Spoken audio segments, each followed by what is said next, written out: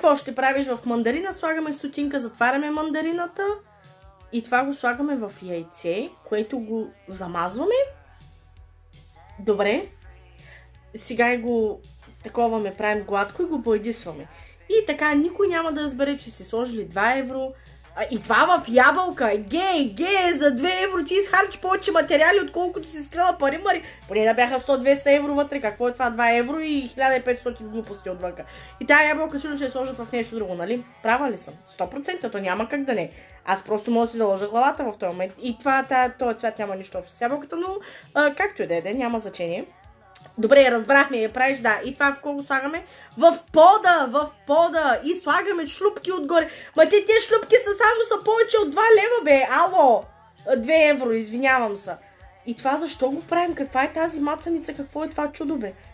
Боже, да си го беше турила в джобата и готово, приключваме разговора. И светлини, не знам си какво. И боже, господи, добре. И какво? Да, и това сигурно сега ще го направим да е 1:1 с пода, защото точно така вървят нещата и се случват. Да, прекрасно нещо. Така, отсвети го сега с едно кафевичко отгоре. Напред го да е 1:1 с пода и всичко е наред. И като ти потрябват тия 2 евро, имаш да чупиш. Да, разбира се, че точно така ще изглежда. Майко!